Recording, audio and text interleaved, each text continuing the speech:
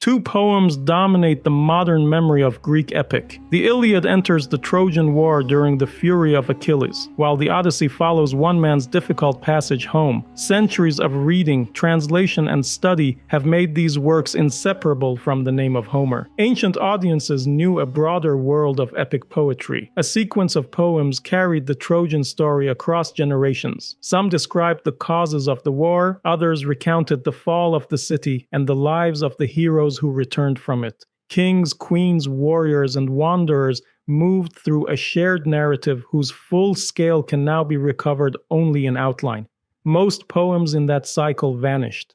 The Iliad and the Odyssey remained in circulation, supported by teaching, performance, and repeated copying. Their companions received less attention. Once scribes stopped reproducing them, each damaged manuscript brought an entire work closer to extinction. What survives resembles the ground plan of a ruined temple. A few foundations revealed the shape of the building, though its voice, color, and detail are gone. Later, authors quote isolated lines. Ancient scholars supply titles and names. Short summaries compress whole adventures into a sentence or two.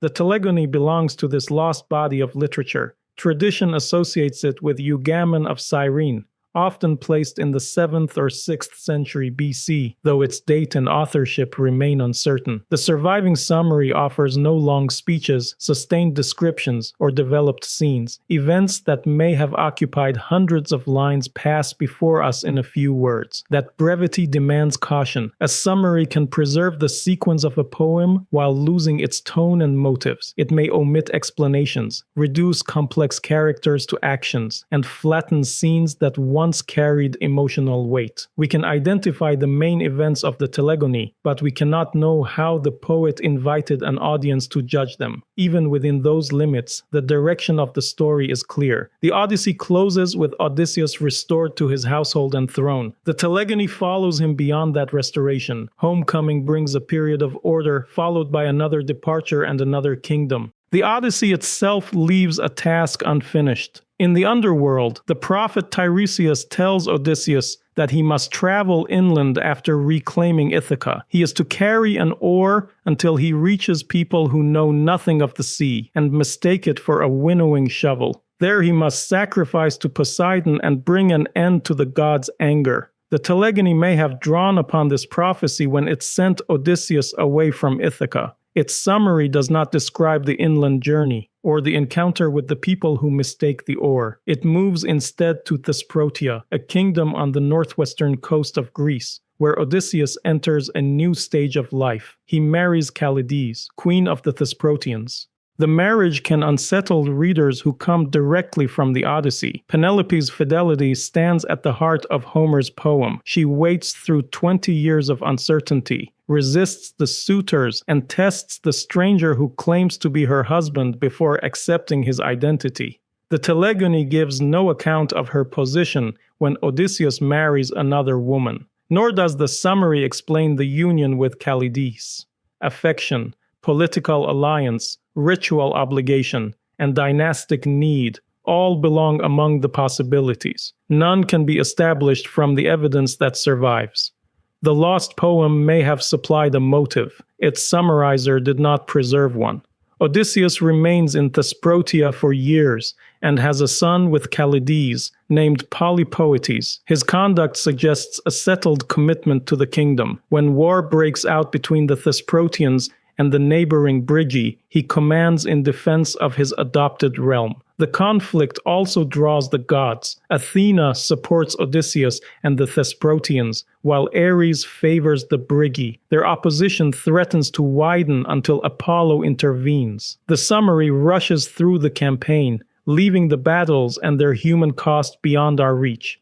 Then Callides dies. No cause is given. Her final days, her marriage, and her part in the war have all disappeared with the poem. The summary records her death because it changes the succession. Polypoetes inherits the throne, and Odysseus departs only after his son's position is secure. This sequence gives his years in Thesprotia a sense of duty. He stays through Callides' reign, defends her people, and leaves the kingdom to their son. Odysseus returns to Ithaca after the succession. He has fulfilled the prophecy of another journey, endured another war, and placed another son upon a throne.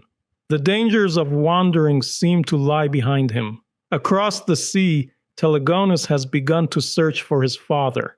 Telegonus grows up on Aea, the island of Circe. He is the son born from her union with Odysseus during the year the Ithacan king spent in her halls. Homer tells of that long stay, but the Odyssey names no child. Telegonus belongs to traditions that developed beyond Homer's surviving account. The Telegony gives us almost nothing of his childhood. We do not hear what Circe told him when he learned his father's name, or how he understood the fame of the man who had escaped Troy and crossed the sea. By the time he enters the story, he is old enough to leave Aea and seek Odysseus for himself. His search echoes the youth of Telemachus. Both sons grow up beneath a father's absence. Telemachus remembers a household organized around the hope that Odysseus will return. Telegonus knows his father through stories and must cross the sea to discover where he lives. Their paths approach the same island from opposite directions. Telemachus once left Ithaca to gather news of Odysseus. Telegonus sails toward Ithaca without knowing that he has found the place he seeks. The surviving account says that he lands on the island and raids the countryside for provisions. To the Ithacans, armed strangers have arrived and begun taking what they need. Odysseus responds as king and defender, accompanied by Telemachus, the son who fought beside him against the suitors. Neither man knows the identity of the raiders' leader.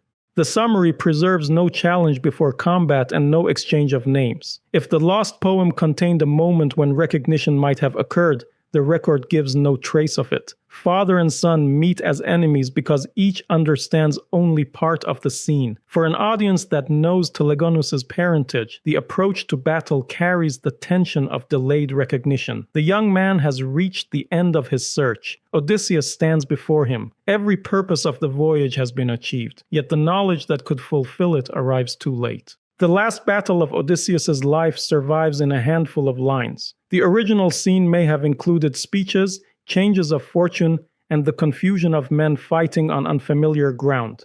The summary retains only the action that determines the ending. Odysseus and Telemachus lead Ithaca's defense. Telegonus fights among the raiders, unaware that the king opposing him is the father he crossed the sea to find. During the fighting, Telegonus strikes Odysseus with an unusual spear. Its point is made from the venomous spine of a stingray. The wound kills him. The weapon links the Telegony to one of the Odyssey's final prophecies. Tiresias tells Odysseus that after making peace with Poseidon, death will come to him from the sea in a gentle old age. The Greek phrase is enigmatic and has invited more than one interpretation. A stingray barb offers the Telegony's answer: Odysseus dies on land, but the agent of death comes from the sea.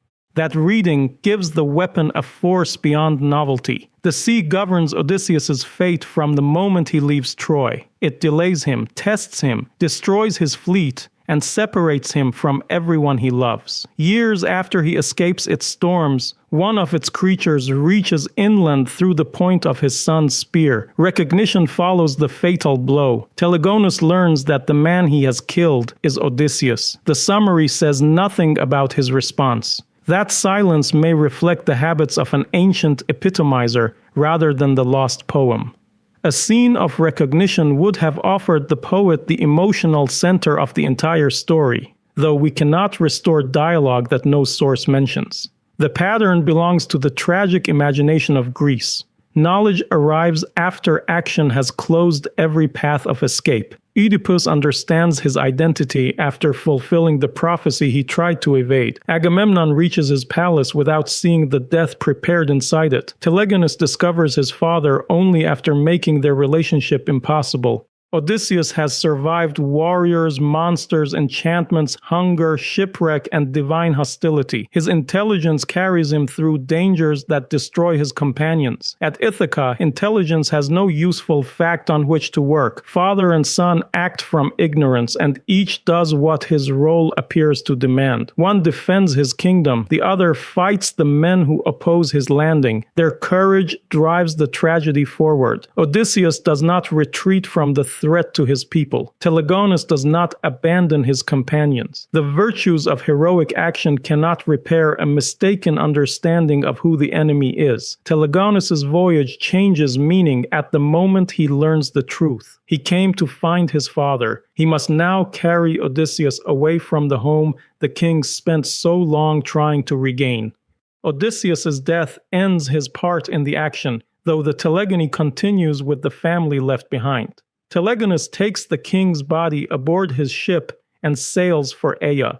Penelope and Telemachus go with him. The voyage gathers people whose lives have been shaped by different versions of Odysseus. Penelope knew the young king who left for Troy and the scarred stranger who returned. Telemachus grew up amid stories of a missing father, then fought beside him. Telegonus knew only the name and reputation that led him across the sea. They now share a ship because the man connecting them is dead. Odysseus leaves Ithaca for the last time, as cargo in another man's vessel. The image reverses the homecoming that defined the Odyssey. His sons and wife carry him towards Circe, the woman whose island once delayed his return. Circe receives them on Aea. According to the summary, she grants immortality to Odysseus, Penelope, Telemachus, and Telegonus. The nature of this immortality remains unclear. The lost verses may have described resurrection, translation to a blessed realm, or a change into divine existence. Greek myth allows exceptional mortals to cross the boundary separating human life from the gods. But the summary gives no setting in which to place this family's new condition. The gift changes the emotional register of the ending. Death does not have the last word, yet immortality cannot undo the violence that brought the family together. Telegonus still killed the father he sought. Penelope and Telemachus still watched Odysseus leave Ithaca in death. Their continued existence carries the memory of that loss. The poem closes with two marriages. Telegonus marries Penelope and Telemachus marries Circe. Modern readers often find these unions more startling than the death that precedes them. Penelope becomes the wife of her husband's son by another woman, while Telemachus marries that son's mother. The summary offers the arrangements without explanation, leaving us unable to judge how the poet framed them. One interpretation sees dynastic reconciliation. The two households of Odysseus, one founded with Penelope in Ithaca, the other with Circe on Aea, are joined after his death. Telemachus and Telegonus cease to represent separate lines of descent and enter a single immortal family. The marriages may also reflect genealogical traditions designed to connect later peoples or rulers to figures of heroic myth. Any such reading remains tentative. The missing poem once supplied a narrative context, and its loss deprives us of the tone that would distinguish solemn resolution from mythic strangeness. The bare summary tells us what happened while withholding the imaginative world that made those events cohere. Here the Telegony falls silent. No final speech survives from Penelope, Circe, Telemachus, or Telegonus. Ithaca disappears from view. Odysseus, the man defined by his struggle to return, ends his story far from the island whose name became bound to his longing. The silence suits the condition in which the poem has reached us. We possess a chain of events without the language that once gave them pace and feeling. Motives have faded. Relationships are reduced to marriages, births, battles, and deaths. The outline remains vivid enough to disturb the familiar ending of the Odyssey, while its missing detail prevents a final judgment. The Telegony therefore leaves readers with a question that reaches beyond mythology. When a great story achieves a satisfying close, what happens when another poet opens it again? Odysseus's later fate can be read as a tragic completion of prophecies Homer left unresolved. It can also feel like an intrusion upon the hard-won peace of Ithaca. Both responses begin with the same recognition. Ancient Greeks did not preserve a single fixed life of Odysseus. They inherited competing stories and continued to reshape them. In one of those stories, the sea carried him home. In another, it followed him until his death.